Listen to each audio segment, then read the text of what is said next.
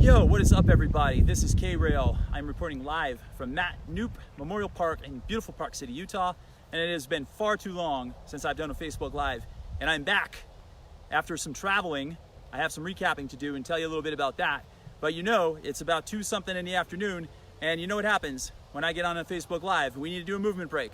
So I want everybody to rise up right now. And even if you're watching this not in real time, I want you to do this exactly as I'm saying anyway. We're gonna go back there on the green grass behind me and do what's called a 3-point squat thrust combo, which is right out of the history books, baby.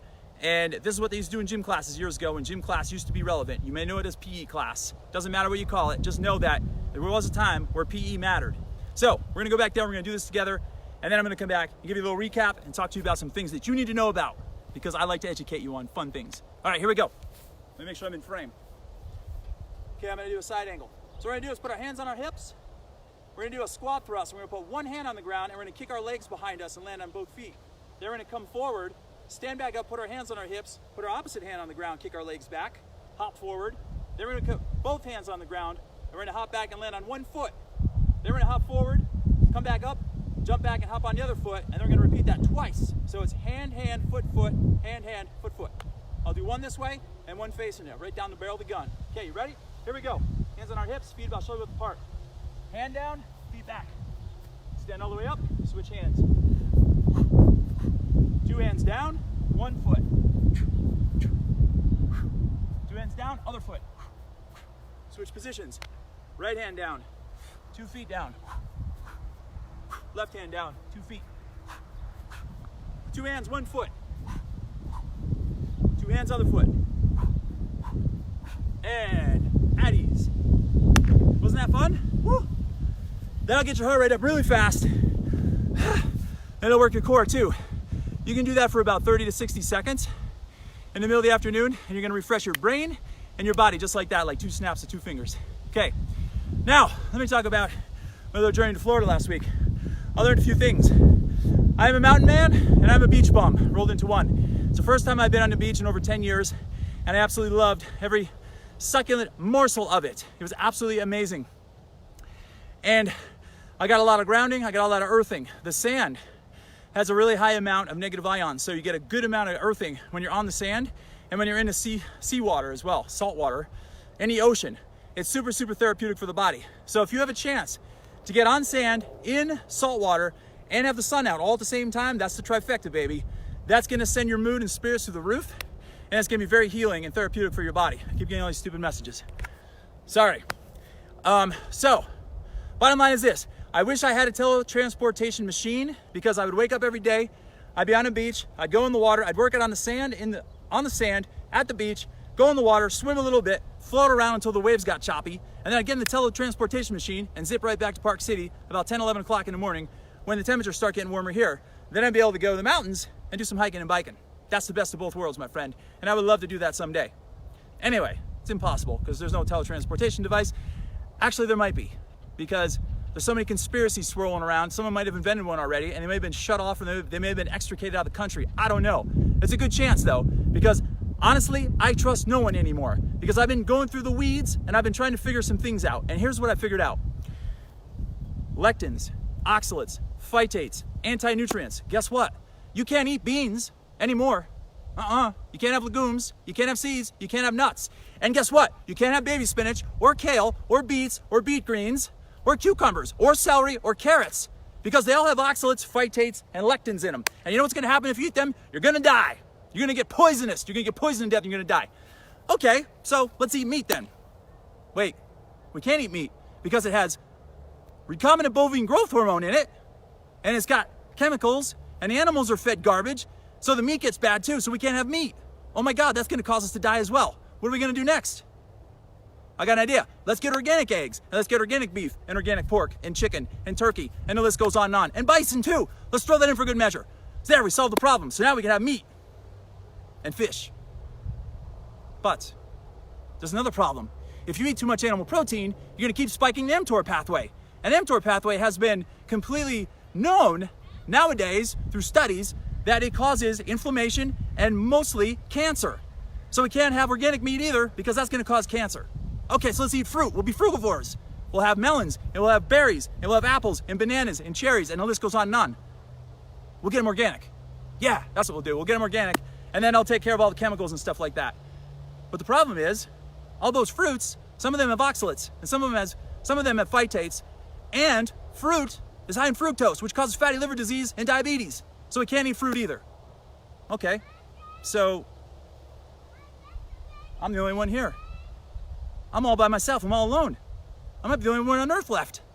So what are we going to eat then? We can't have vegetables. We can't have fruit. We can't have seeds. We can't have nuts. We can't have legumes. We can't have whole grains. We can't have meat. Can we drink water? Water. We'll sustain ourselves. We'll just fast, and we'll just water fast every single day. And maybe we'll have sea salt. That's a good idea. Oh, but wait. The water's polluted too. We can't have water anymore. We got to get a $5,000 machine that purifies the water and puts deoxygenation and ions or something like that in it to make it way more pure and clean for the body. But they're so expensive, not anybody can afford them. So where does that leave us? Let's see. I covered everything. We can't eat anymore. We can't eat or we can't drink anything. What are we going to do? I'll tell you what we're going to do. We're going to stop listening to the nonsense. I realized last week when I was out in the ocean that the food industry has gotten so far out of control now, it's maddening. Everyone I run into pushes their initiatives on me. I'm down here in Park City. I'm walking down the street. What are you doing now? I'm doing keto. I'm doing paleo. I'm doing Long Beach Island, or whatever that diet's called. Long Beach. Not Long Beach. What's it called? The Mediterranean diet. Whatever it's called. South Beach. I'm doing South Beach. I'm doing Atkins. I'm doing this. I'm doing that. Guess what? I have an eating disorder, and I've had it for a very long time, and I'm able to determine when other people around me have eating disorders too. And you know what's happening?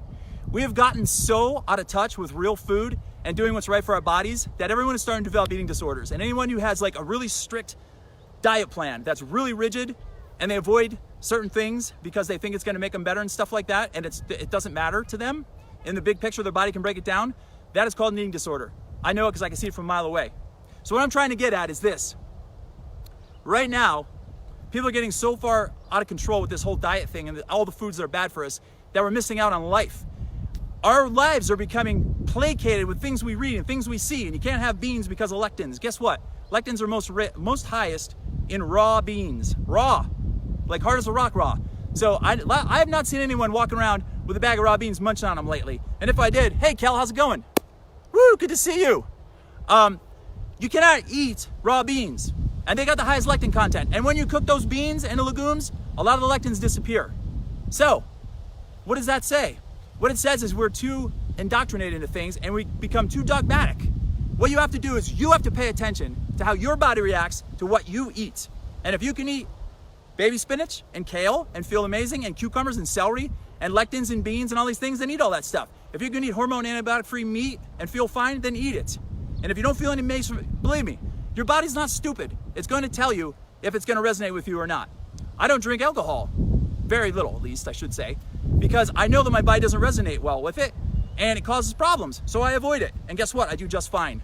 So there's a big connection between what goes on in the computer and what goes on in the stomach. So if you think something's gonna be bad for you, if you can tolerate gluten and you decide to give it up because you think you're gonna lose weight or you think you're gonna become smarter or like healthier or better looking or something, you're doing yourself an injustice if you can break it down. Don't avoid it. Go for a clean source of it. Eat all the grains you want as long as your body resonates with it. You have to create awareness in your system on how your body works. And the only way to do that is by trial and error. And if something doesn't work for you, don't eat it, don't drink it, don't consume it.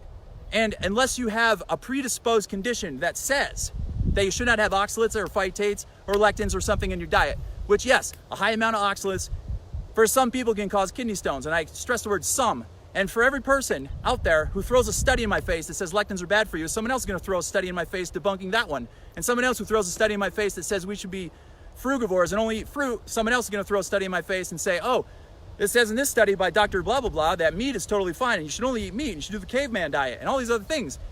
Every single study you're going to find something that contradicts it and trump it. So where does that leave you? It leaves you scrambling. When I was growing up, we used to go outside and play for hours out in the backyard. And what would we do? We'd go to the garden hose and we take turns taking the hose and drinking water from garden hose. When's the last time you saw someone drinking from garden hose? I haven't seen that in years. And it was coming right from the house, from well water. Nowadays, you can't drink well water anymore. You have to go to the store and buy 6 quarts of ionized water or like pH balanced water and stuff like that. Sorry, there's all this white stuff fluffing around my face. I find that a bunch of hoo-yah.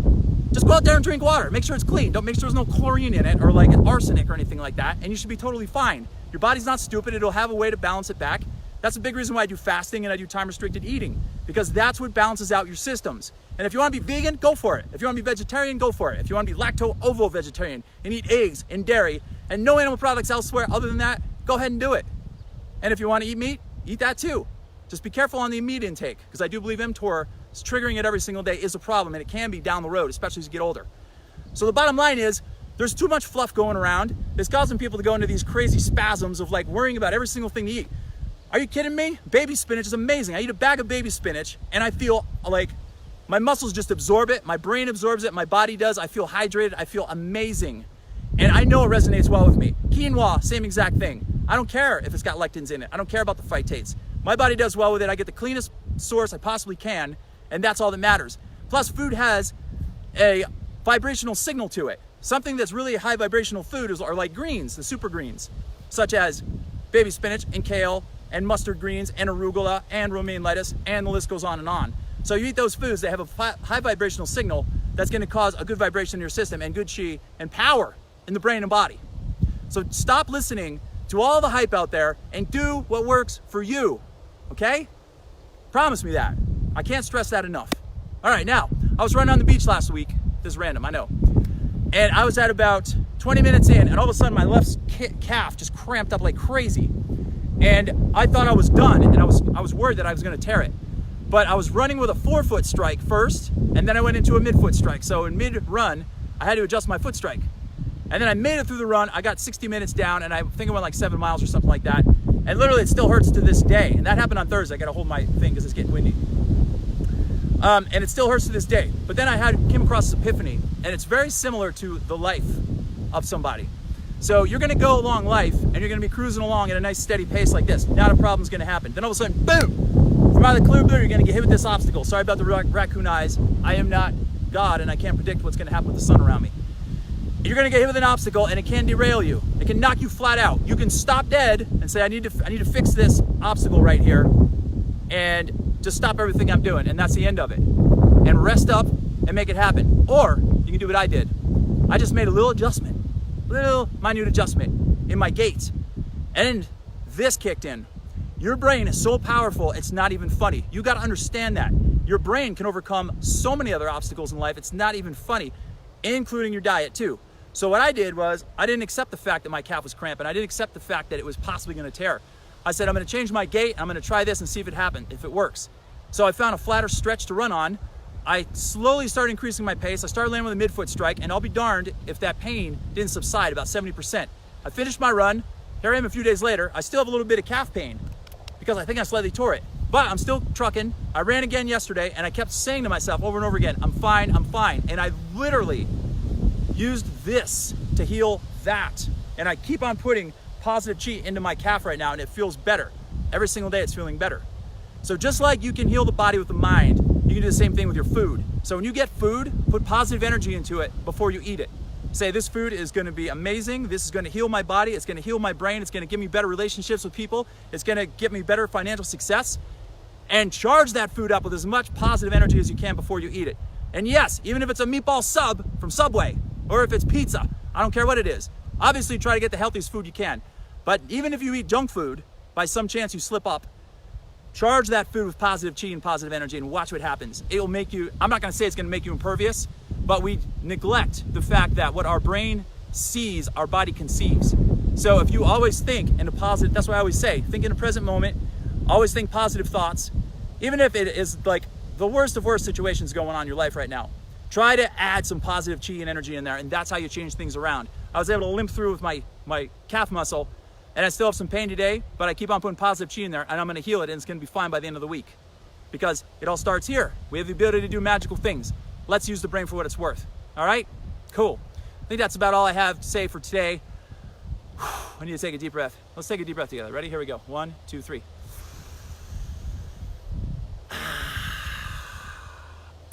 Perfect. It's a perfect way to close. Look at that beautiful blue sky and white clouds behind me. What a beautiful backdrop. Anyway, this is K-Rail. Live in the present moment. Do at least one good deed a day without expectation of anything in return. Always pick up at least one piece of trash a day, and try to get at least 5 hugs a day. That's your homework assignment. I know it's the same homework assignment always, but I'm going to keep saying it until you start doing it. So that's it. That's all I got to say. Until next time, this is K-Rail reporting live. Stay tuned because Pro Ambition, my kombucha company, is about to go into full bore. Me and my friend Chad and my friend Brandon, we're getting this thing up and running over the next few months. So stay tuned for the words Pro Ambition. You're not going to want to miss out because it's going to be big, my friend. Until next time, this is K-Rail reporting live from Matt Newt Memorial Park in beautiful Park City, Utah. Come out and visit. We'll come out here to the grass. We'll do some fun stuff and we'll get some movement and we'll get my slack line on those posts behind me too. Okay, I'm officially out. Until next time.